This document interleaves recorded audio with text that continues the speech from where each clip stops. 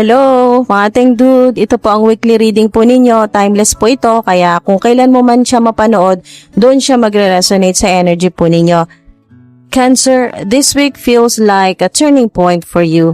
Hindi po ito yung biglang sabay-sabay na pagbabago, pero ramdam mo na may nagtatapos at may bagong nagsisimula. Parang may phase sa buhay mo na finally, paunti-unti mo nang tinatapos at handa ka nang umusad. Cancer, ganito ka ngayon nakikita. Okay? Nakikita ng mga tao na nasa paligid mo. Sa labas, kalmado ka, parang okay ka lang. Pero sa loob mo, may pinagdadaanan ka na hindi talaga biro. Ang energy po ninyo ngayon, calm outside, healing inside. Emotionally strong kahit sensitive. Mas aware ka na sa sarili mo at mas hindi ka na madaling maapektuhan. Cancer, may naa-activate sa'yo ngayon. Protection energy, check. Asking for support, may tulong, check. Completion of a cycle, check. Stronger intuition, wow, check na check. Boundaries at self-defense, ooh, wow. At fast movement, progress, mabilis. Diba, mga teng dude? Okay, ready na ba kayo mga teng dude? Umpisahan po natin dito sa inyong Archangel Michael card. Archangel Michael card o protection card po ninyo. Cancer, very strong protection energy po ito. Parang kahit anong pinagdadaanan mo, may protection ka. Spiritually o energetically. Protected ka sa negative energy or evil energy, demonic energy, toxic energy, basta negativity. Protected ka. May guidance na hindi mo nakikita. Safe ka kahit may mga challenges. May force na nagbabantay sa'yo. Hindi ka nag-iisa sa laban mo, Cancer. So, lipat na tayo dito sa Ask for Help card. Support energy po ito. Cancer, may mensahe po sa inyo dito na hindi mo kailangang sarilinin lahat. Dalhin mag-isa, okay? Buhatin mag-isa. Minsan, kailangan mo ring humingi ng tulong at tanggapin ito. Okay? So, kailangan mo ngayon ang suporta. Ito yung ngayon. Okay, mga teng dude? Kailangan mo ng suporta. Opening up to others. At tumanggap ng tulong. Accepting help. Tumanggap ng tulong. Releasing pride o hesitation. I-release nyo na po yan. Yung hesitation, yung pride. Heads up, mga teng dude. Hindi ka hinaan ang paghingi ng tulong. Okay, lipat na tayo sa inyong done card, completion, lesson learned card. Cancer, may natatapos na cycle sa buhay mo. Hindi po ito sayang, lesson po ito. So, ang mapupulot mo dito na insight sa reading po ninyo, completion energy, meron, lesson learned, closure, at moving on. Tapos na ang chapter na yon, ating dude. Cancer, tapos na yon. Okay, yung chapter na yon tapos na. Hindi mo na kailangang balikan. Okay, mga ating dude. Hindi mo na kailangang balikan. Dito na tayo sa High Priestess card po ninyo. High Priestess o intuition. Cancer, malakas ang intuition mo ngayon. Mas malakas. Alright, nakikita ko dito, mas malakas ang intuition mo ngayon. Mas nararamdaman mo kung ano ang tama at kung ano ang hindi. Okay? So, nandito yung energy ng heightened intuition, inner knowing, silent observation, at emotional intelligence. Ooh, wow! Wow, galing ating dude. Alam mo na yung sagot. Pakinggan mo lang yung sarili mo. Lipat na tayo dito sa Seven of Wands, boundaries. Cancer, kailangan mong ipaglaban ng sarili mo. Hindi lahat ng tao ay dapat bigyan ng access sa energy mo.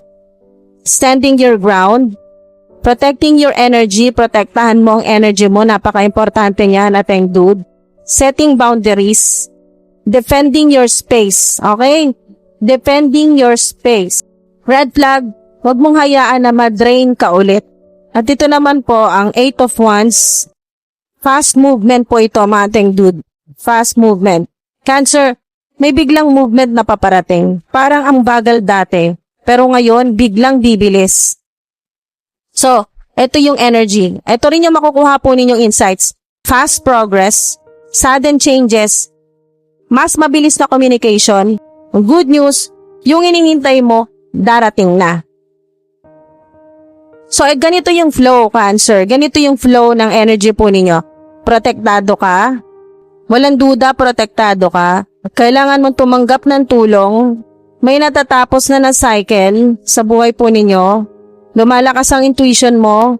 Kailangan mong mag-set ng boundaries. Napaka-importante niya mga ating dude. Kailangan mong mag-set ng boundaries at may mabilis na progress na darating. Red flags, hindi paghingi ng tulong. Pagbalik sa old cycle, yung warning po sa inyo, red flag po na maaring magpapasok uli kayo ng maling tao sa buhay po ninyo. Maaring magpapasok po ulit kayo ng maling tao sa buhay po ninyo. Heads up, may movement na paparating. Kailangan mong maging ready. Trust your intuition, ating dude. Good energy naman po ng reading po ninyo. Protection, meron po. May healing at fast progress. Mabilis sa progreso. Good news naman po, may bagong beginning, may bagong simula sa buhay po ninyo or sa sitwasyon po ninyo. May movement po sa buhay, may movement sa sitwasyon po ninyo, may clarity na darating. Ito naman po yung mga lucky numbers po ninyo this week. Align po ito sa energy ng cards po ninyo. 7, 8, 11, 20, 28. Lucky colors po ninyo, white, blue, at silver. Initials na pwedeng may connection sa situation po ninyo. C, M, A, R, at letter L. Bukod sa mga initials at numbers, pwede rin kayong mag-observe sa recurring colors, scent, aroma, symbols, images, sounds, songs o lyrics, music, o subtle messages sa paligid. Ang Divine Universe ay madalas nagme-message sa subtle ways. Halimbawa, sa oras, license plates, text messages, notifications, o dreams, panaginip, at marami pa pong iba. Imagine o i-visualize mo na natatanggap mo na ang mga blessings sa love, career, at finances. Paano ang pakiramdam mo? Ano ang unang step na pwede mong gawin ngayon para ma-align sa energy na ito? Take a moment to reflect kung alin sa readings ang pinaka-resonate sa current situation mo. Hindi kailangan matapos ang video para gawin ito. Maaari mo itong balikan o i-replay kapag ready ka na. Cancer, maraming salamat po sa panonood po ninyo. Sinamahan niyo po ako hanggang dito po sa dulo. Sana kahit papaano po nakatulong ito sa inyo para mas maintindihan nyo yung pinagdadaanan po ninyo ngayon. Take what resonates at iwan nyo po yung hindi para sa inyo. Trust your intuition kasi alam mo na rin kung ano ang tama para sa iyo. Minamanifest ko po na sana dumating na po sa inyo ang protection, peace, at progress na deserve po ninyo. Sana maging maayos po at safe ang journey nyo this week.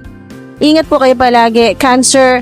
And thank you for being here. May iba pa tayong insights sa mga susunod na readings na sabay nating titingnan. Thank you po mga ating dude for watching. Ingat po kayo palagi. Hanggang sa susunod po.